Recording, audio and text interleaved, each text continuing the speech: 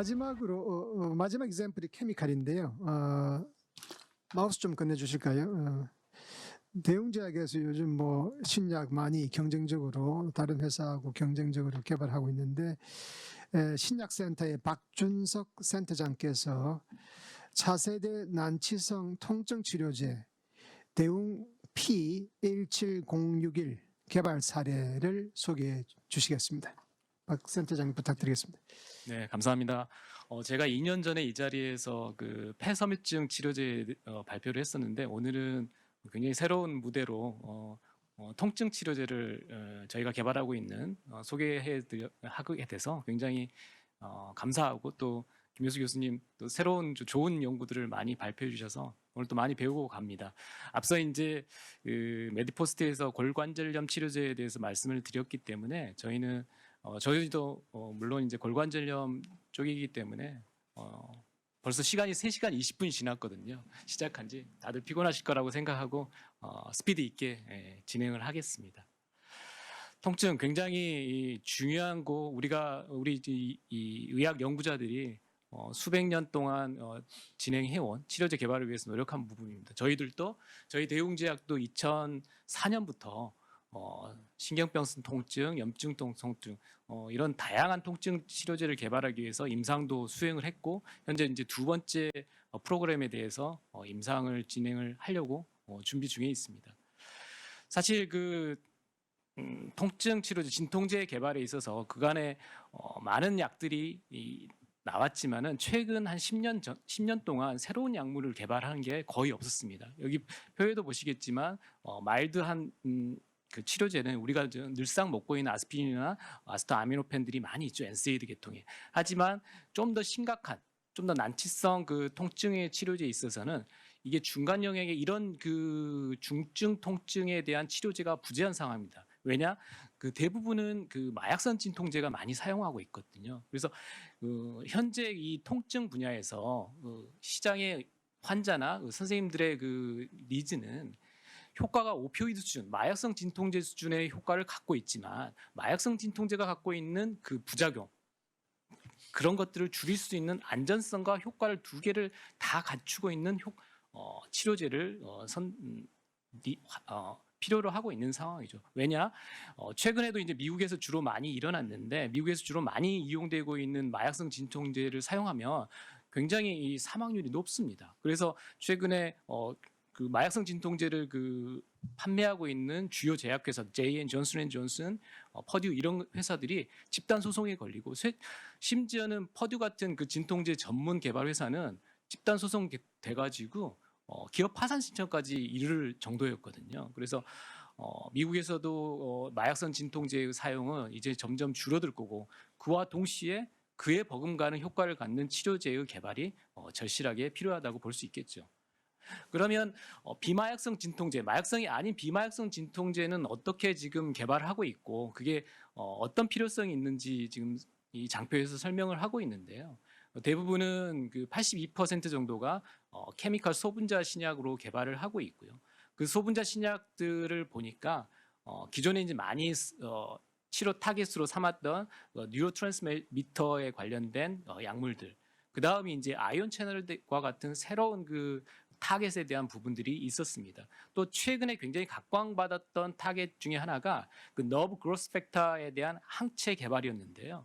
실제 굉장히 시장에 각광을 많이 받은 제품인데 임상 3상에서 사망 환자가 10명 이상 발생하고 안전성 측면에서 굉장히 이슈가 된 부분이 있어서 아마도 이 약제의 그 성공 가능성은 굉장히 부정적으로 생각을 하고 있고요.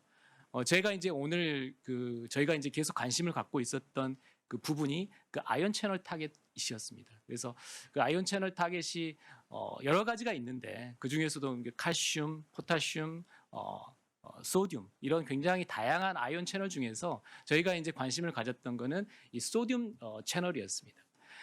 왜 관심을 가졌냐?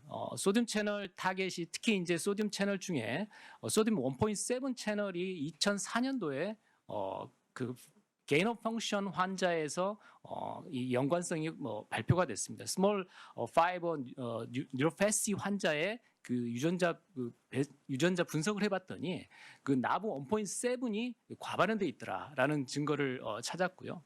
더욱더 확실한 증거는 2006년도에 이제 페이퍼에 나왔는데 2006년쯤에 파키스탄에 있는 한 그 40대 여성분이 굉장히 심한 통증 자극원에 받아도 통증을 느끼지 못했습니다. 그래서 연구진들이 그분의 가계를 분석을 해봤더니 소듐 1.7이 떨어져 있더라. 로스 오브 펑션 그 기능이 밝혀졌습니다. 그 이후에 2006년도부터 거의 모든 글로벌 제약사가 이 소듐 1.7 스몰 몰큐 저해제를 개발하려고 뛰어들었죠. 그런데 뒤에 나오겠지만 대부분 실패했습니다. 왜 그런지에 대해서는 두 번째 두 장 소개한 다음에 소개를 하고요.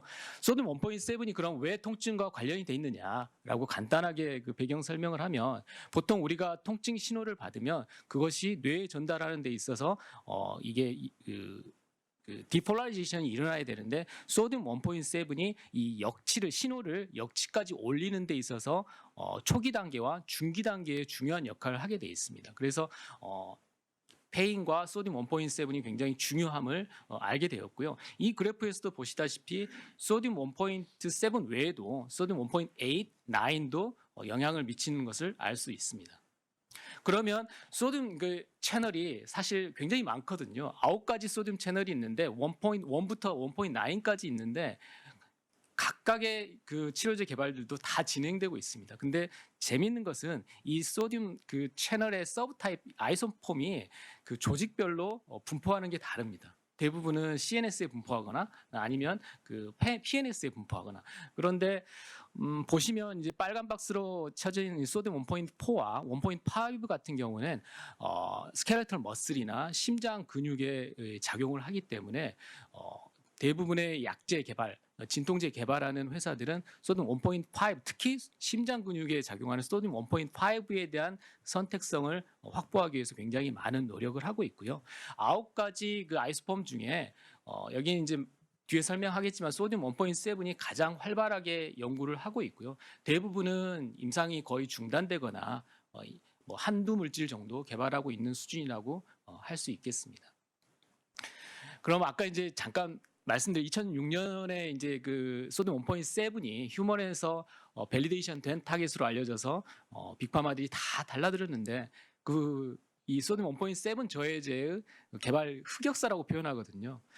한 10년 동안 어떤 일들이 보여졌는지를 제가 이 장표에 설명했는데 대부분 우리가 잘 알고 있는 글로벌 제약사들은 다 뛰어들었습니다. 2008년에 제논 다케다가 프라나파이드라는 임상 2상 단계에서 중단이 됐는데 이 초기 물질들은 소듐 1.7뿐만 아니라 다른 아이소폼들에 대한 그 작용도 있었습니다. 그래서 셀렉티비티 이슈가 있었고 이제 10년 이후에 파이자나 아스트라제네카 이런 약물들은 임상 2상에서 효과가 나오질 않았습니다. 최근까지도 계속 개발이 되어 오고 있고요. 그 밑에 표는 이제 최근에 이제 개발되고 있는 그 소듐 1.7 저해제인데 현재 임상 3상에 가고 있는 물질도 있습니다. 이거는 소듐 1.7 저해뿐만 아니라 다양한 그 소듐 아이소타입을 저해하는데 일단은 이게 BBB를 투과하지 않는 이슈 때문에 소듐 1.7이 주요한 그 MOA로 밝혀져 있고요. 나머지 이상 물질도 있지만 선택성 이슈가 큰 문제입니다. 그래서 현재 임상 1상에 있는 한 4개 물질 정도가 구조나 이런 어떤 정보는 나와 있지 않지만 아마도 이런 어떤 선택성, 소듐 1.7에 대한 선택성을 좀 더 강화시킨 물질이라고 예상을 하고 있는 상황입니다. 그렇게 소듐 1.7 저해제의 흑역사들이 꽤 많이 나와 있는데 가장 유명한 물질이 2017년 그 임상 결과를 발표한 파이자의 물질이었습니다. 771 물질인데 771 물질이 나오고 나서 771 물질을 기준으로 1세대, 2세대, 3세대를 구분하는데 앞서 이제 그 흑역사를 보시면 1세대 약물들은 그 소듐 1.7에 대한 non-selectivity를 특징으로 대부분 중단됐고요. 두 번째 2세대 물질들은 1.7에 대한 셀렉티비티는 많이 강화했습니다. 이 파이자 물질이 대표적인데요. 그런데 대부분이 다 실패했습니다. 왜 실패했을까요? 작년에 네이처 리뷰의 그 실패 요인에 대해서 자세한 그 이슈가 있었는데 크게 두 가지였습니다.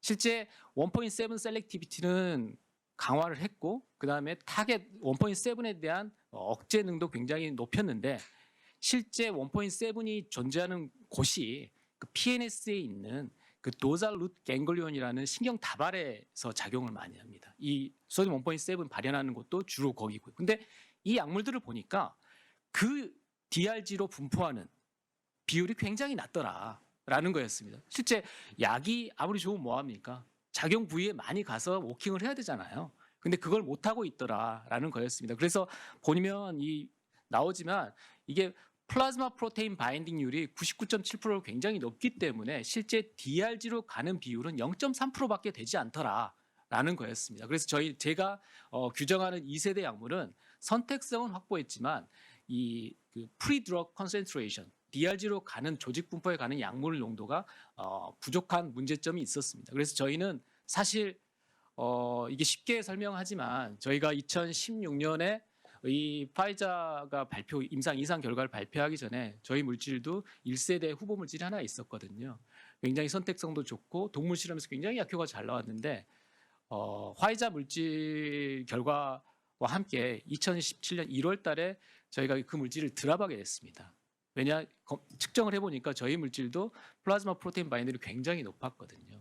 그리고 나서 절치부심을 하고 그 파이자가 중단을 하고 파이자에서 나온 분들이 두 분이 계셨거든요.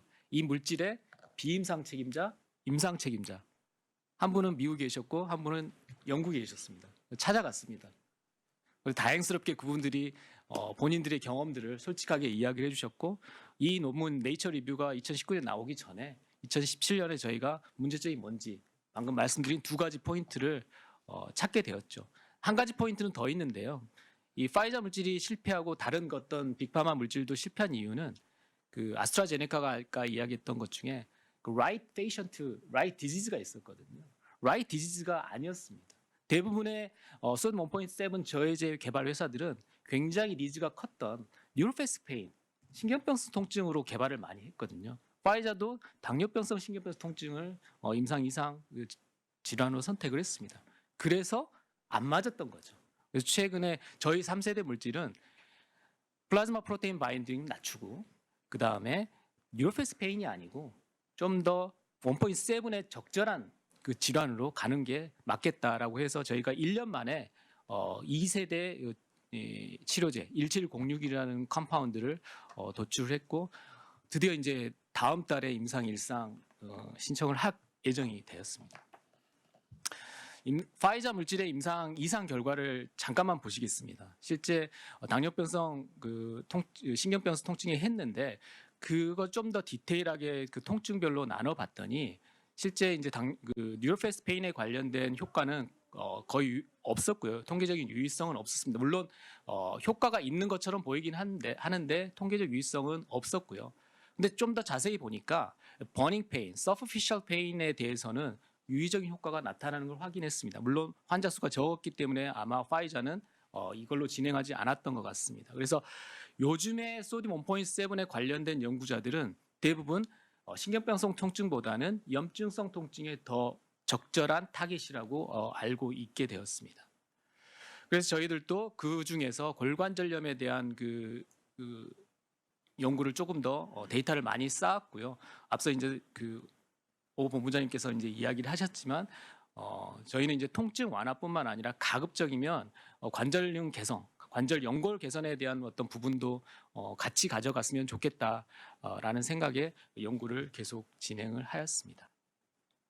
저희 물질 개발 계획은 올해 이제 임상 1상 세드까지 완료하고 아마 내년 초반에 매드가 끝날 것 같습니다. 그래서 내년 2021년 하반기에 페이스 2 들어가고 2025년 아마 발매가 예상을 하고 있고요.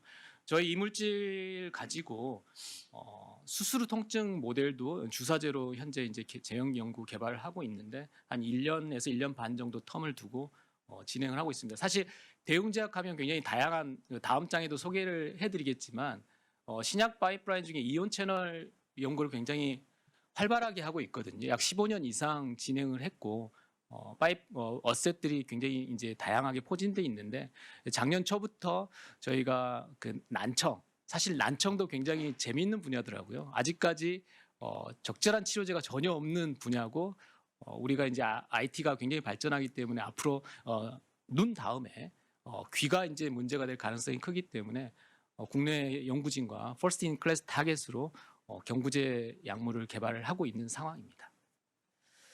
그래서 이제 마지막 장입니다. 저희가 그간 이제 굉장히 열심히 했고 김효수 교수님도 많이 도움을 주셨는데 현재 이제 저희가 이제 바이올로직스 줄기세포 연구도 많이 하고 있는데 저희 이제 그 케미칼 NC 파이프라인은 한 12가지 정도를 구축을 하고 있습니다. 현재 작년 말에 NDA 신청한 그 미식도 질환 역류 치료제부터 해서 당뇨 치료제, 그다음에 자가 면역, 그다음에 2년 전에 발표했던 그 폐섬유증 치료제는 현재 호주에서 임상 매드 진행하고 있고요. 오늘 이렇게 이야기를 할 수 있었습니다. 아마 뭐 내년이나 내후년에 발표기가 또 주어진다면 저희가 지금 올해 말에 임상일상, 올해 말이나 내년 1분기에 임상일상을 계획하고 있는 자가면역 치료제에 대해서 기회가 있으면 발표를 하고자 합니다. 네, 제 발표는 이상으로 마치겠습니다. 예, 아주 깔끔한 발표 감사드립니다. 자, 이 대웅제약의 통증 치료 케미칼 신약인데요. 코멘트 질문이 있으시면 해주시면 감사하겠습니다. 참 그 신통하네요. 그죠? 소듐 채널 뭐 1부터 9까지 있는데 뭐 5는 하트에서 익스프레션 되니까 그 건드렸다가는 뭐 죽죠. 근데 5를 안 건드리면서 7만 건드리는 뭐 그런 약제를 이제 개발을 했는데 특히 좋은 것은 blood brain barrier를 통과하지 않기 때문에 central nervous system 사이드 이펙트가 없고 그런 것들이 굉장히 중요한 포인트라고 생각합니다. 그 외에도 뭐 파이프라인이 굉장히 많이 있는데 그죠? 파이프라인 많이 있는데 왜 대웅제약 주식 주가는 오르지 않죠? 그 박 센터장님이 너무 연구실에만 콕 박혀 있고 바깥으로 나오셔가지고 뭔가 홍보도 하시고 하면은 상당히 주가가 오를 거고 회장님이 좋아하실 것 같은데 연구에만 집중을 하시는. 안 그러면 저런 신약이 상당히 프라미싱한데 시중에 별로 인정을 못 받는다. 뭔가요? 저는 굉장히 어트랙티브하고 굉장히 획기적인 핵심적인 질문 같은데요. 제가 말을 할 수 있는 부분과 하지 못하는 부분도 분명히 있을 겁니다. 뭐 교수님뿐만 아니라 참여하고 계시는 분들 다 현재 저희 대웅제약과 대웅제약의 그 현황에 대해서는 잘 알고 계실 거고 사실 그것 때문에 저희 그 파이프라인들 인정을 못 받고 있는 것은 아직 사실입니다. 근데 저희 물질들 뭐 이 물질뿐만 아니라 사실 뭐 다른 그 어셋들도 이제 글로벌 제약사들과 굉장히 활발하게 글로벌 라이센싱이나 또는 공동 개발을 하고 있고요. 그런 어떤 그 성과물들이 조만간에 이제 마무리될 그 이벤트가 끝나면 아마 이게 빛을 발하지 않을까라고 생각을 합니다. 저 액션 메커니즘이 이제 도사 루트 갱글리아에 전달이 돼야 돼요, 약이. 그러니까 결국 이제 시스테믹 어드미니스트레이션 밖에 없죠, 그죠? 네. 우리가 엔세이드 같으면 파수로 개발해가지고 아픈 무릎에 딱 붙이면 되는데 여기는 뭐 절대 먹든지 안 그러면 주사를 맞아야 되는 뭐 그런 제형이다라고 생각이 되고 IV 제형에서 수술 후 통증 뭐 한 2, 3일 정도 컨트롤하는 것도 상당히 매력적인. 근데 현재 뭐 수술 후에 아플 때 우리가 뭐 데메롤 또 모르핀 주고 하는데 문제는 굉장히 이 구역질도 많이 나고 토하고 막 그런 게 항상 문제입니다. 그런데 BBB를 통과하지 않는다면은 뭐 통증 한 개도 없이 정신 멀쩡하게 수술 후 병실 생활을 즐길 수 있으니까 정말 획기적인 제품으로 등극할 가능성이 높다면은 정말 기쁜 일이 아닐까 생각이 됩니다.